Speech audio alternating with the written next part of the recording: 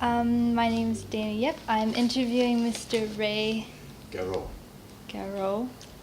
And the date is October the 9th, 2012. Hi, Ray. How do you do? Hi. How are you today? Fine. Yeah. So tell me what connections you have with the lumber mills. I worked at Fraser Mills for 40 some odd years. We had 3 generations go through there. So my dad, when the family moved to Coquitlam in 45, shortly thereafter got on at the mill. And he worked mostly as a stationary engineer in the powerhouse. And they had a policy there at Fraser Mills whereby employees' sons and daughters received hiring preference. So when I turned 16, I was able to hire on, work through summers and weekends throughout the year. And eventually, they also had a program that encouraged you to go out and get your education. They would pay for 80% of books and tuition if you passed. So I was headed for university, and they offered me this program, and then I could get on to management. So I did that, and got in my business administration certification, and got on salary and into supervision and eventually management. Later on, my son, who was working his way through law school, did the same, worked summers and weekends. So it sustained our family for 3 generations. And it was the actual job at the mills that provided this tuition? The company would pay, Oh, in addition to your wages. The company, in order to encourage education, they would pay for 80% of the books and tuition. And what were you working the first couple years? Initially, Yeah, what were you would first start years? off on cleanup, or quite often, like parts of the mill, like the plywood plant, ran virtually 7 days a week, just shut down for cleanup, and then so they would run overtime production shifts on weekends, and so we would do production work. It was essentially vacation relief for the steady employees who were off on summer vacation or at Christmas and spring break.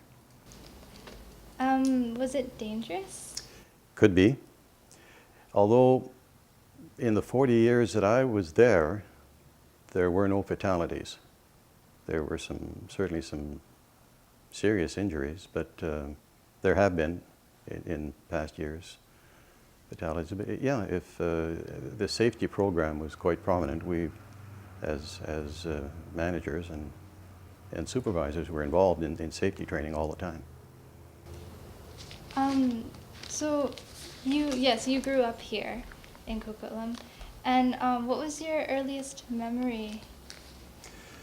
Well, other than the usual childhood shenanigans, one of my first vivid memories of Coquitlam was the flood of 1948. And I guess it had an impact on me because immediately we were all brought into the municipal hall, which used to be right across the street here, for typhoid shots. And they made you quite ill, so it laid me out for a couple of days. But also our shopping, there were little corner stores, but otherwise all the shopping was in U.S. Minster. So we'd get on the bus, and then the Burnett River Bridge had washed out.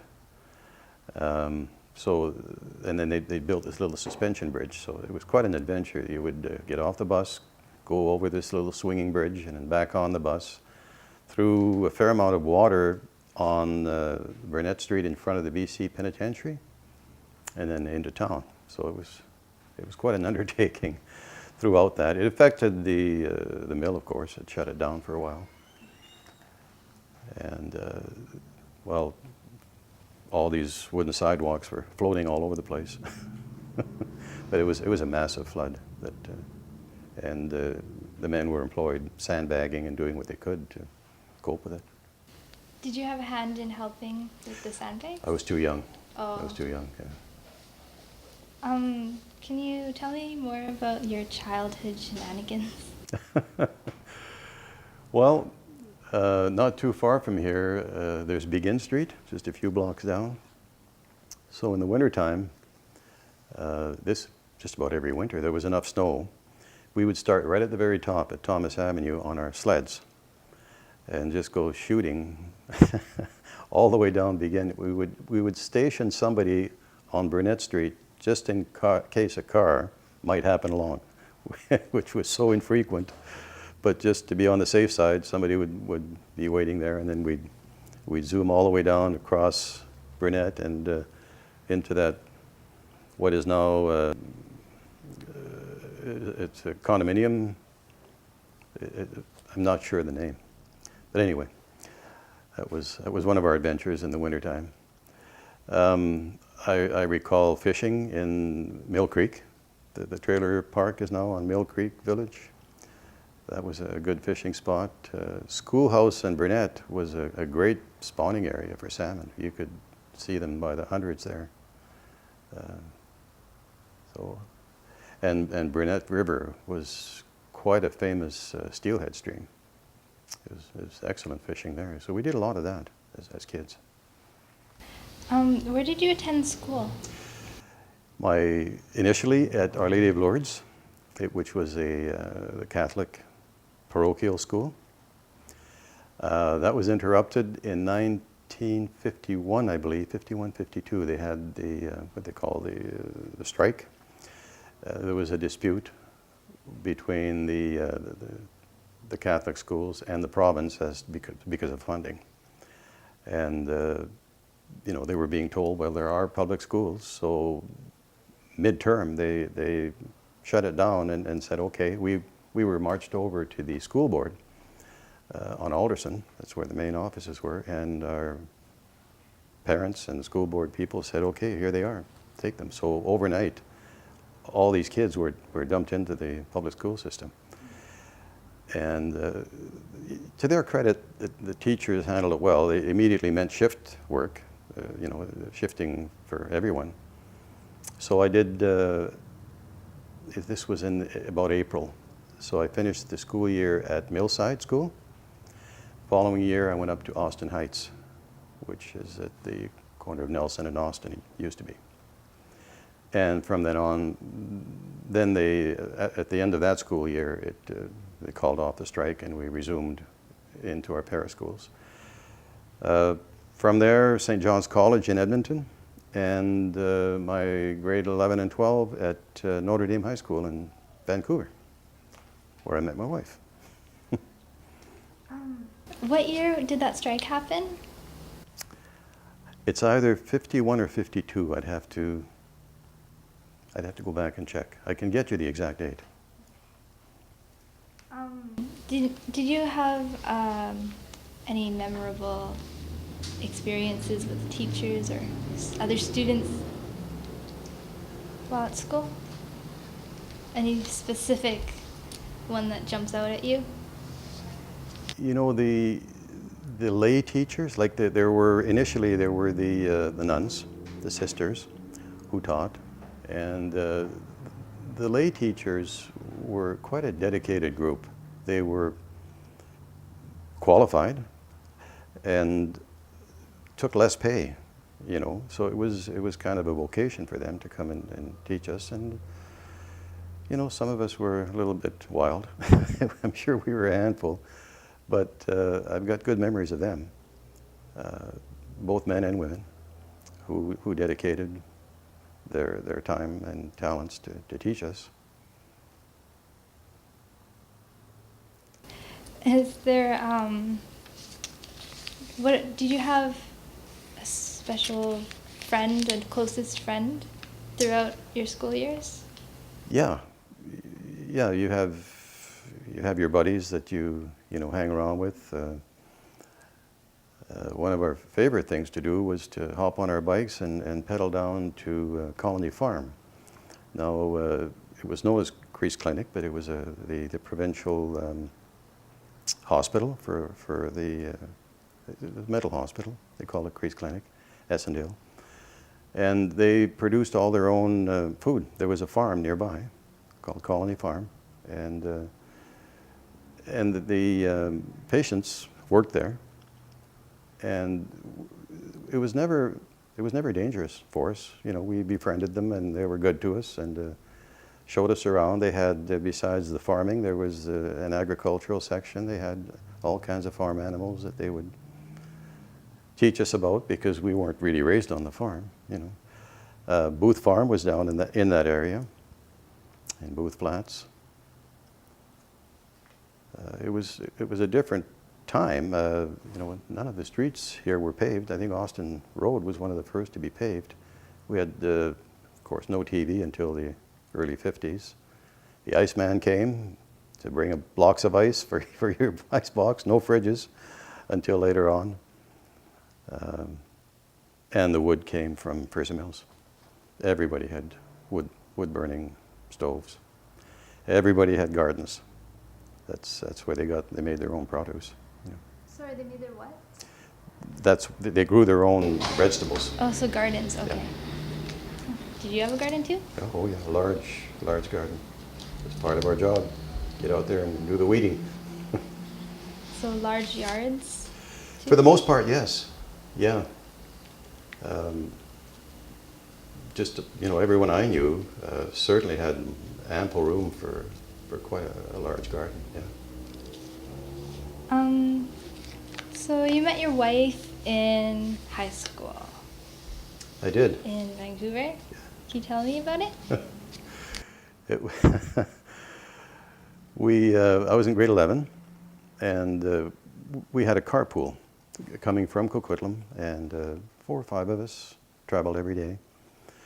So I struggled in math in grade 11, so I asked around who was the smartest girl in the class when it came to math, and they said, well, talk to Margaret McNaughton there. She'll probably be the valedictorian.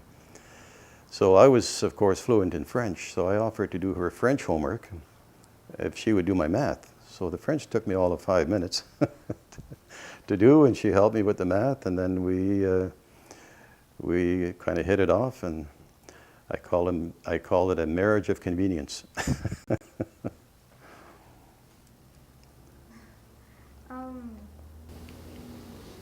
So, what did you do together? You mean dating? Yeah. What were the activities? Oh, you know, a lot of it was related to the school teams. We went to that. Stanley Park was a favorite place to go.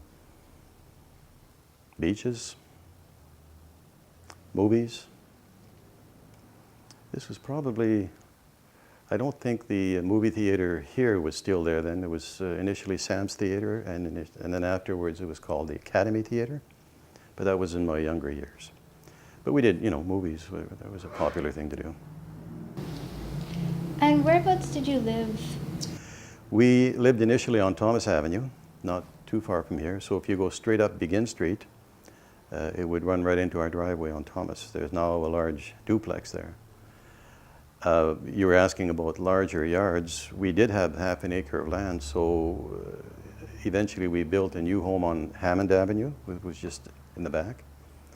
So that probably took in my teenage years. And then after we were married, my wife and I lived in the Thomas house for a while, and then where we are now at the top end of Blue Mountain. And during your school, or outside of school, what types of activities did you do? Well, I mentioned the work at Fraser Mills. That kept us busy because, you know, throughout my teen years, it was every weekend, sometimes 2 shifts a week, and then all summer. During the summer, you know, we had a steady job, so that took up a lot of the free time.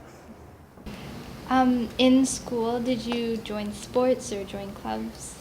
Because we were commuting, because we were traveling, it kind of limited us. But yeah, I did some volleyball. The other stuff didn't fit in too well because, you know, we had this carpool. We had to get the others home, so it didn't work out too well that way. And when did you join volleyball? In grade 11 and 12. Grade 11? Yeah. Who were your favorite teachers at school?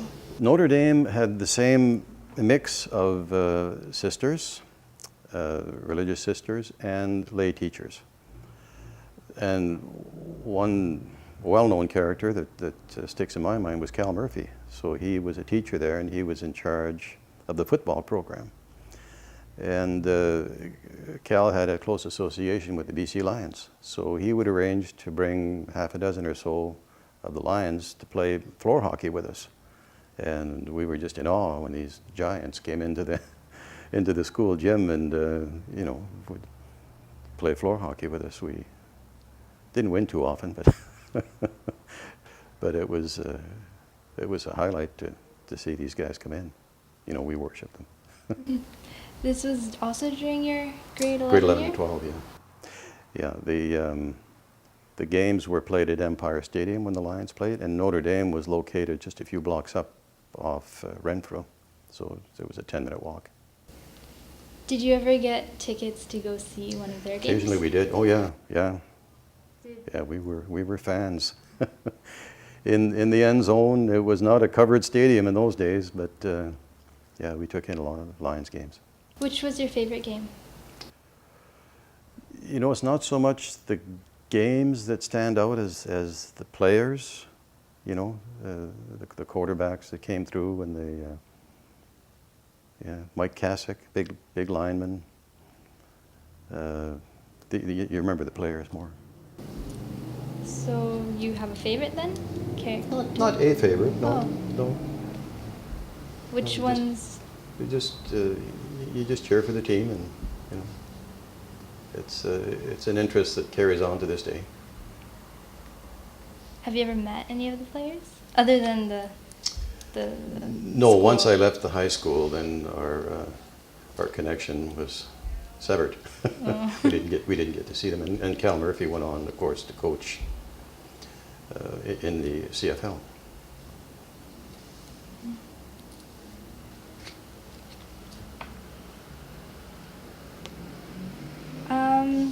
So let's go back to the neighborhood that you were living in. How were your neighbors? How was it, the atmosphere of the whole neighborhood? Very close-knit. Everyone would help each other in a number of ways. There was, even though the main connection was the parish, because of the Catholic Church, and the language was also something that led to some cohesiveness. But we weren't insulated. I mean, most of it was our association with the co-workers at the mill, also. So it was very much a mill town. There weren't too many that didn't work at the mill or somehow were sustained by it. So, if for whatever reason the mill didn't run economically, or maybe sometimes because of a labor strike or whatever, the whole community felt it. So the lumber mill would pay for 80% of your fees for school. Which university did you go to? It was Vancouver City College. It wasn't university. Okay. They had programs there for business admin. And you signed up for which one? It was called business administration. And so the way they worked it, by then I was working full time, so you would go to night school, probably 2 nights a week, and then Saturday mornings. And it took me the better part of 5 years before I got full certification. And there was also ongoing training the whole time. The technology changed very rapidly. I don't remember the horses, but like in my dad's day, they made the transition from horses to lumber carriers. And in my day, we went from the mechanical aspect to computers. So there was always new things to learn. You had to keep up. The whole industry was changing very rapidly. Were you encouraged? Were you excited about the change, about using the new stuff? Yeah, yeah, they were good improvements. Some of the jobs, as you mentioned, was it dangerous? Some of them were very dangerous, and so those are the jobs they tried to automate so that people wouldn't get hurt as much, or make them safer through computerization, so that instead of, for instance, on the head rig where the main sawing gets done, instead of having a fellow standing out there exposed, he was now in a soundproof, air-conditioned booth, pushing buttons, that sort of thing. And for what types of technology did they use for the home that wasn't just for work? The developments in technology that you could take home with you. Probably not unlike what you would experience, every day with computers. I remember coming home with a little handheld 2K computer, and after that, Commodore 64, they called it, and trying to encourage my boys to learn this. And I would tell them, if you have to learn this, if you don't, it'd be the same as me not being able to read or write. So you need to get with this program. It's a coming thing. So you could see it. You could see the precursor at the mill. And microwave technology was another one. That was used for years and years in the plywood plant before microwaves in the home ever surfaced. And my wife was a bit apprehensive about the safety of these things. And I said, hey, we've been using them for years, and much more powerful, and they're safe. That sort of thing, So it made you aware of technological changes. And what about the changes in everyday life? For example, style of clothing? How did that change? When you're working in a mill environment, that's not a major issue. Certainly with the social aspects, and when you were either going to church or socializing, but there was no real connection there. Okay, so the safety equipment then that you would wear at the mill, Yeah. What would you wear? Anything from steel-toed boots to, depending on what job you were on, the proper gloves, the proper protective aprons, hearing protection, eye protection, and then besides the protective equipment, there was the mindset of working safely. That was major. We constantly had safety meetings. We, as managers, were learning all the time about safety. That was a major one. What was the scariest job that you've had to work at the mill? That I've had to do personally?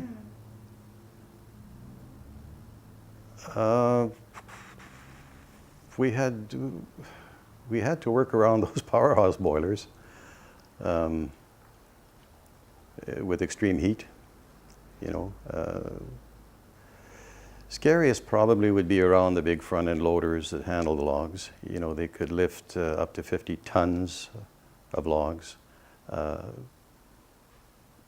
and if you didn't do things properly, bad things could happen. There again, I don't recall anybody being badly injured, but the hazard certainly was there.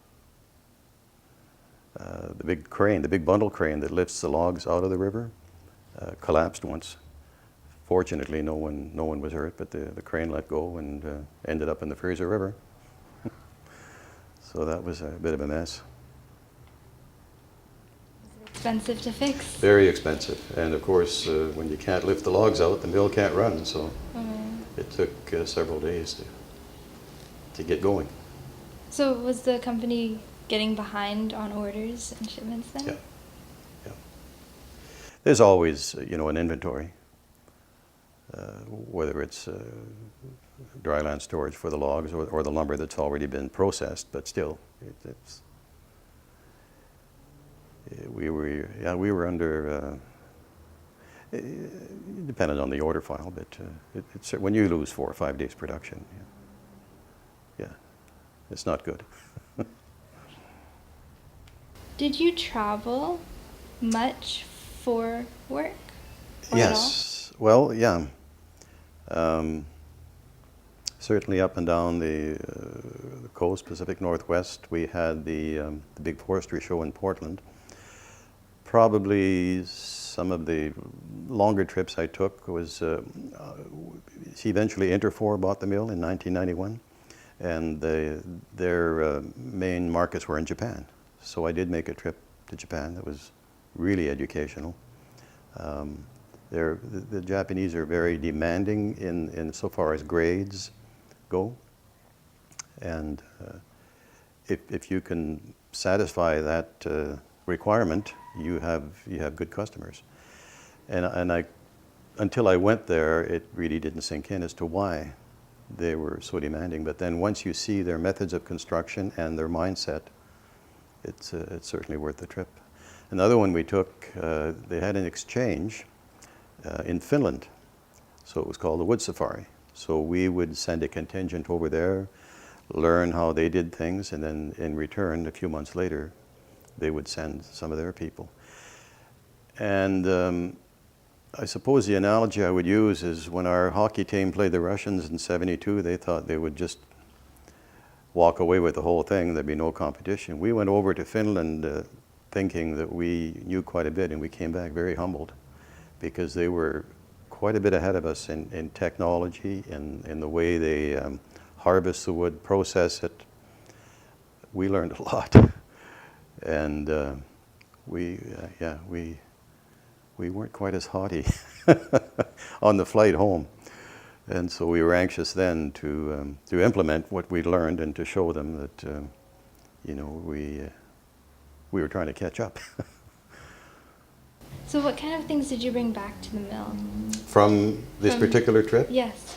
Well, it gets a bit technical, but there's such a thing as curve sawing, whereby if a log isn't perfectly straight, it's got a bit of a crook in it. They had developed ways of getting good lumber out of that. Ways of probably the biggest issue was less waste. They farm their logs. It's not at all like here. The logs are smaller, the growing season is shorter, and so they waste nothing. They were one of the innovators of reconstituted wood, where they could take, we call it oriented strand board, take flakes and make them into panels. All of this technology was highly advanced. The computerization was quite a bit ahead of ours. So and that's healthy. They were willing to share their expertise, and so were we. Did you work with your father a lot on the job? It's odd you should ask that, because at one point someone in management decided it would be a good idea to have these employees, sons and daughters, who had been given hiring preference, work in the same department. The thinking being that they would benefit from Dad's experience. And in some ways it worked, and in some ways it didn't. The result was predictable because they might pick up some of Dad's bad habits. But for the most part, it was good. The other part was that if you messed up, you not only caught it from the foreman, you caught it once you got home. The parents were anxious for their kids to work well and to not embarrass them. So not unlike what they talk about in school, in older days, where if you messed up in school, it's not just from the teacher you got it once you got home. Were there any particular incidents that you remember? Not really. Nothing serious, no. Yeah.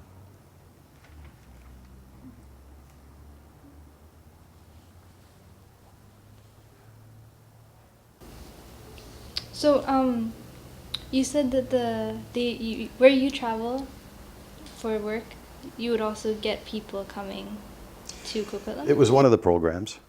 Yeah, not just Coquitlam, but in this case, it was an Inter4 mill. So Inter4 had mills all the way up to Adams Lake, up and down the Fraser River in many locations. They had one in Squamish. So all of those, it was sort of an open house where, you know, if there was an interest in a particular species, they would ask to visit that. And it wasn't just related to lumber, it was also plywood. So. Did you get a lot of people coming to Coquitlam to see the mill? Yeah, yeah. Not just on this particular exchange from Finland. It was there was also throughout the industry there was a willingness to share information. You know, maybe not so much when it came to new products. You wanted to maintain your competition, but when it came to safety, for sure, we would share that readily. You know, with our counterparts. Reducing waste. This sort of thing. And, you know, when the requests came in from other companies, like whether it was McMillan Blodell or Weyerhaeuser or whatever, to visit, very seldom were they turned down. Where would the visitors stay? For the most part, just in local hotels. It wasn't, you know, I started in management in the 60s, so I'm not aware of any billeting that went on. It was just, you would stay in hotels. Was there a lot of tourism? The part I recall was when we had Expo here.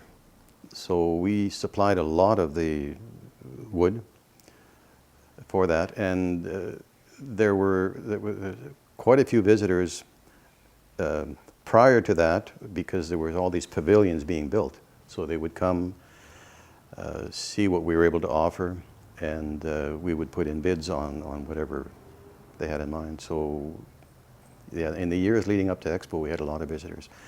I also had a unique position in that I was bilingual, still am.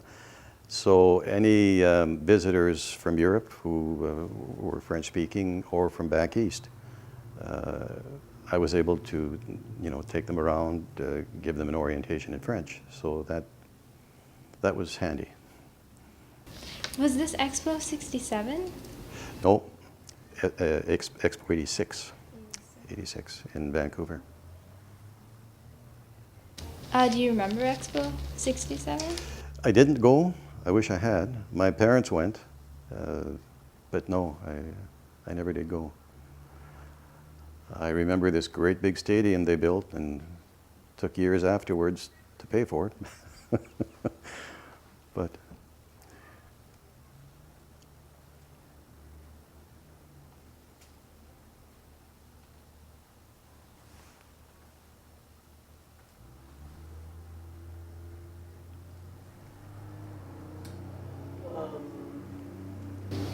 couple of things. Maybe we can talk about,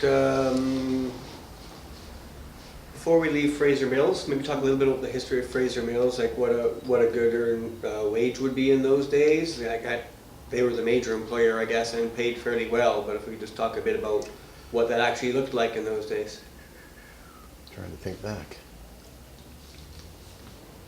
to my first hourly rate.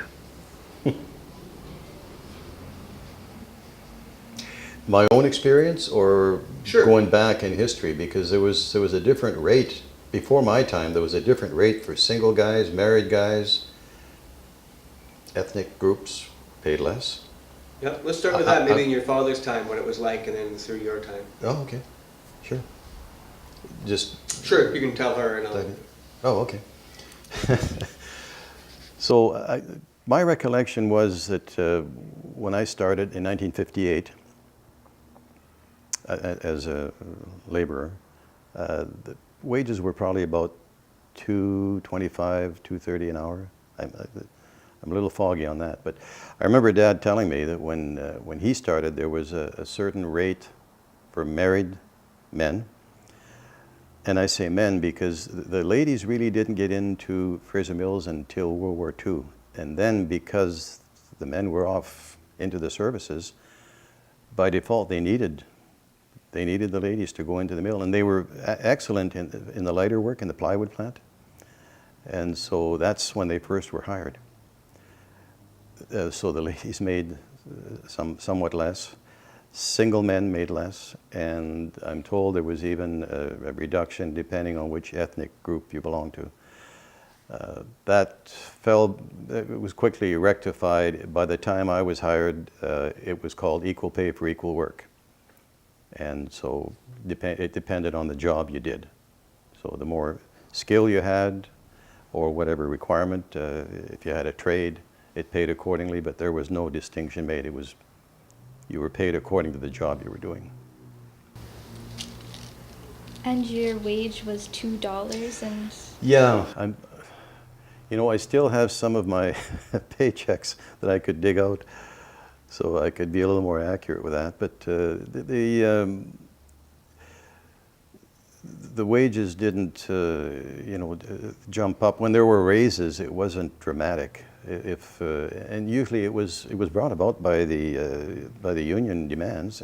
Contract negotiation would come up, and if like 15 or 20 cents an hour was a good jump in wages. I have actually, I think I've got copies of the master agreements going back to 1948, 49. They're not very thick, and it would give the exact wages in there. I could find that for you. If you were salaried, that was also determined to a large extent by what the hourly people were making. So you had a similar rate, although the salaried people, your wages went on even if there was a strike. They kept the salaried men there to do security watch and fire watch because you needed that. You needed to protect the plant, even though it was shut down. And usually, the salaried people were paid somewhat more. Could you comment a bit too on the wages? If you were working outside the plant, doing a comparable job, you'd probably be making half, or what type of do you think you'd be making outside? If you weren't employed at Fraser Mills, yeah, and elsewhere, yeah. I've heard of people who worked down at Swift's. There was it comes to mind because of this problem we're having with the tainted meat over in Alberta. They had a similar establishment down here right by the Burnett River before the Seagram's distillery was built there. And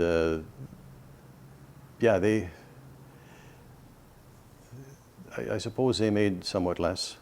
That's a tough one because unless you were in a profession or in a particular trade, just about everyone worked at the mill. Or if you were, a teacher, maybe. But they were good paying jobs, and for the most part, it was steady employment. That mill didn't shut down for very long. And maybe one last question regarding the mill. Comparing maybe the days when you started to today, I noticed you mentioned that you did a fair amount of work at the mill because of your being bilingual. When you first started, was it pervasive that most people were bilingual, or was that... Well, this goes back to, I'm going to say 1910, the history. You've probably heard the story where there was a shortage of skilled labor because there was a good number, there were transient workers who would work as long as they wanted to and then go back to their own country or just disappear and then come back. And it was hard to plant and run a mill. So I think it was Mr. Theroux who came up with the idea of recruiting skilled mill workers from back east. And so they did that. They went out, came back. It was I won't try and guess at the numbers, but they came back with a contingent, a trainload of families. These people were promised that they could be building their own homes very quickly. They would have subsidized lumber. They'd be building a church. So this was the attraction. So for the most part, they were French and Catholic. And the idea was to have them establish and stay. And it worked so well to the extent that they went back and did it again the following year. So as a long preamble, that meant that, yeah, the French-speaking component was very prevalent in Fraser Mills. There were also Asian people. There was a whole Chinatown. There were East Indians that I recall. And probably some Scandinavians, but the French presence was quite large in the mill. And actually in Meardville, this is what drew your family to this area, was it? It was the prospect of steady employment, the prospect of a French community, and of the church. That's what drew my parents here. Relatives, you know, had come before them and said, hey, this is working well for us. Come and have a look. Was your school also a French-speaking school? It was. I'm trying to remember now. It depended on what grade, but a lot of it was taught in French. Yes. Yeah. English was my second language. I didn't speak much English at all until I went to school. You know, it was spoken in the home and among relatives and acquaintances.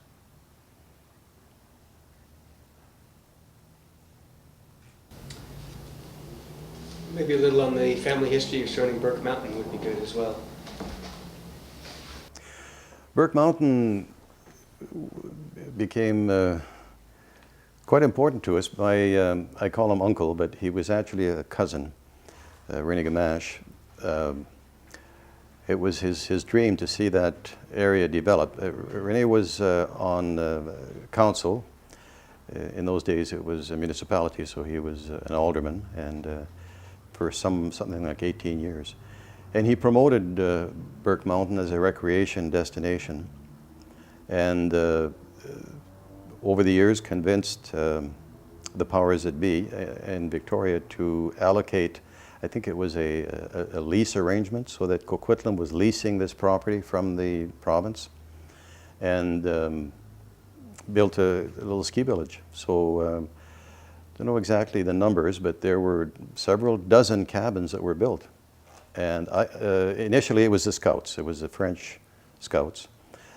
Dad was a Scoutmaster, as was René Gamache, Mr. John Lambert, and a group of others. And once the Scout cabins were built, it generated some interest, and people like myself, as we got into our late teens and 20s, built our own cabins.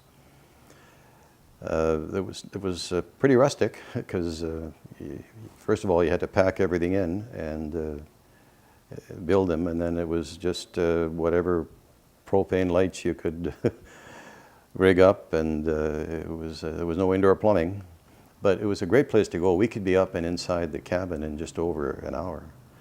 In the wintertime we got snowmobiles and pack sacks, and up we'd go. There was a lodge built eventually. Never really became a commercial success because there was no ski lifts. So not enough there to get a sufficient amount of people to make it pay. There were these bombardier snow buses roaring up and down trying to get enough people up to. And so it sort of petered out, and eventually the lodge did burn down. But there are still privately owned cabins on Burke Mountain. It was a great place to go. There's a couple of lakes up there, lots of hiking trails. It's for the longest time, it wasn't unusual. If I was working a weekend shift or whatever, I would drop my family off up there, and they felt safe enough to stay on their own, and I would catch up to them later on. But a great little ski village. We had a lot of fun up there. A lot of New Year's Eve celebrations. If you were to stay in your cabin in the wintertime, how would you keep warm? So burning, actually, my boys were quite young. One of them was just a baby, and that was a concern because when the fire died down in the fireplace, it could get quite cool. So I convinced some friends of mine we actually carried in this oil stove. And so it had a little day tank, and if you could burn either kerosene or stove oil and just dial it in, and it would just keep the cabin nice and toasty warm all night. It was self-feeding. Not too many cabins had that. Mostly it was just wood-burning fireplaces. You have good friends. Yeah, quite often they would only come once. No, they would. It was a lot of fun. There was, cross-country skiing was still popular in those days. Lots to do. What year was the cabin built? Ooh. The scout cabin or the others? The one that you built. Okay, 1969 was when I built mine. And the rest were built? Well, by the time I built mine, there were probably a dozen or so, 12, 15 already built, and others came afterwards.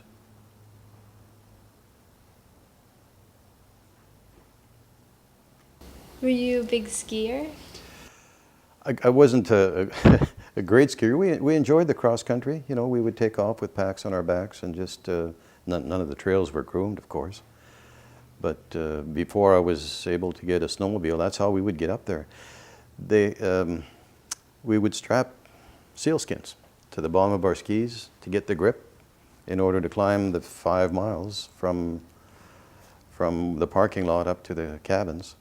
And then you would roll those up, stick them in your pack sack, and ski down at the end of the weekend. Real seal? That's what they used. I think they still use, nowadays it's fish scales. They're indented or artificial, but that's what they used in those days. It was a cut sealskin that you would strap to the bottom of your skis. Either that or you wore snowshoes.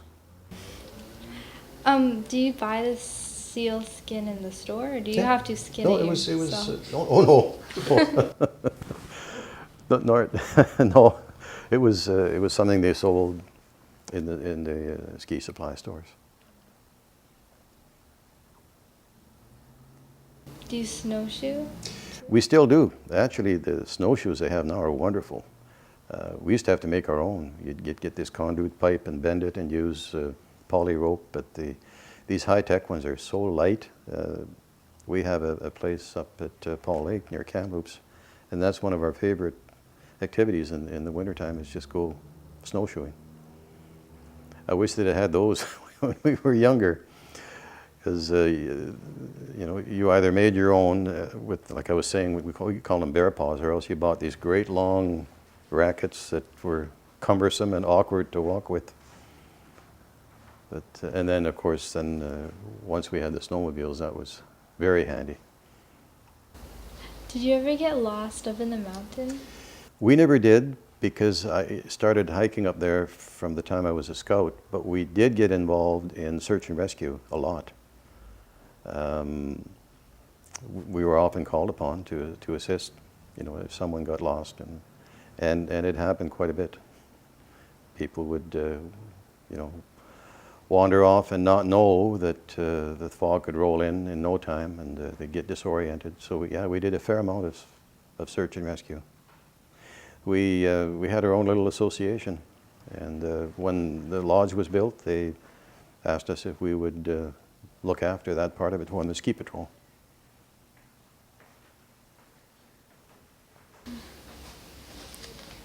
There weren't any fatalities, were there? No, I was never involved, and I can't recall, not while we were on the ski patrol anyway. There probably have been over the years, because it can get fairly remote up there, but we were never involved in that.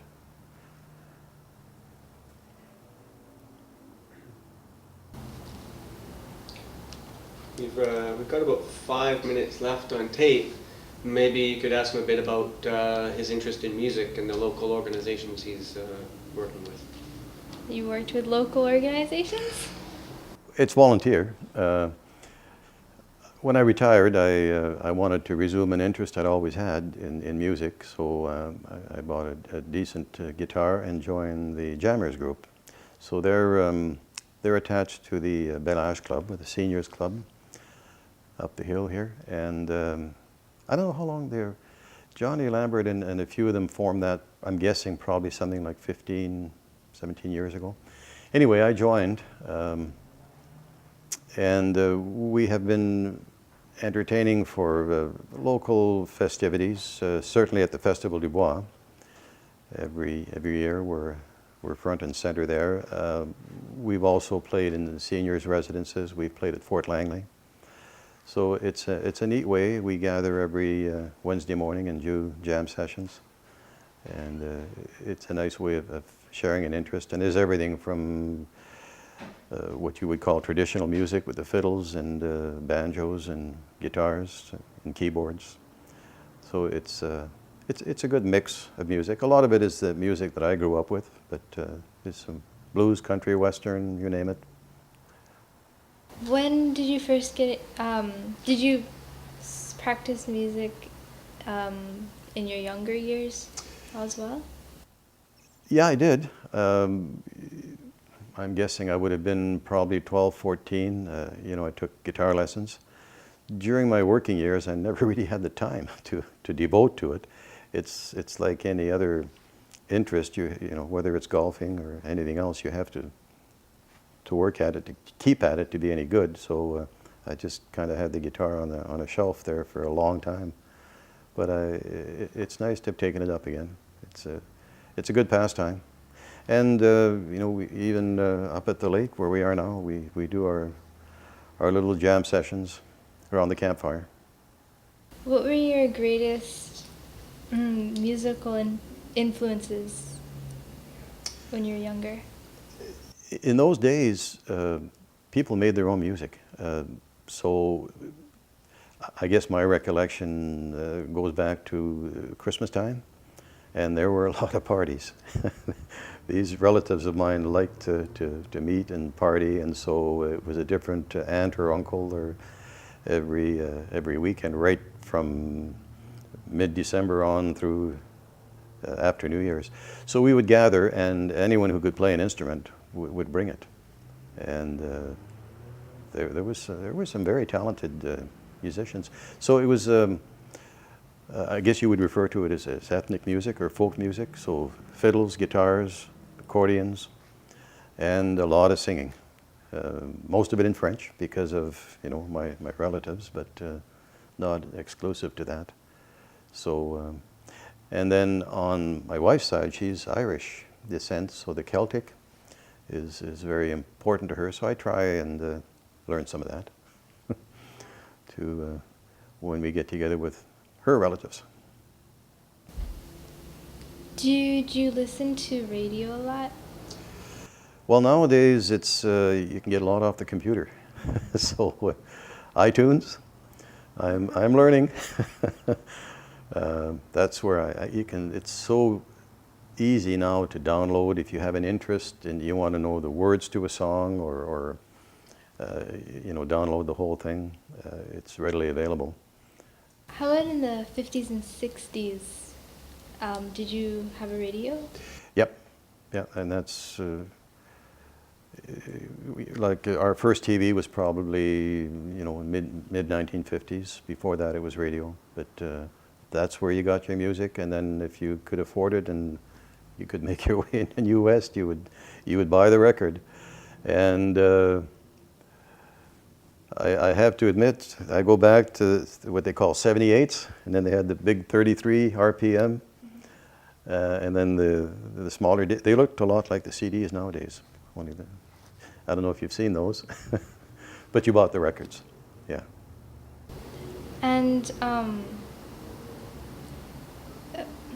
just lost my question. Who did you? Oh yeah, what was the radio station? CKNW. Without a doubt. I don't think it ever changed. There weren't that many around. WX, of course, had a on 1130, but NW, because they were located in U.S., and you kind of got to know the radio personalities. There was even then a group from Coquitlam here who sang live radio every Sunday evening. They would have and then their own program dedicated, and they would sing, you know, some of the French songs. So yeah, NW was our favorite station. Couple minutes left. Okay. I know that they're on the radio. They also did they tell stories to little episodes of sort of like a TV show, but you listen to it instead of watching it. Did you do any of that? Yes. Yeah, we did. Yeah. And I'm trying to think back to, and then it would be continued, you know, week after week. Yeah, the Shadow, those, the Green Hornet, those sort of things. Yeah, I do remember those. But then, you know, as soon as we got into TV, then that's kind of displaced the radio. So, who is your favorite artist, singer? Over the years, I'm partial to country and western. You know, I kind of the progressive stuff, not so much. But I can't single any of it out. Just that genre, bluegrass. I kind of like it. It lends itself well to the guitar, and I've learned a lot of it.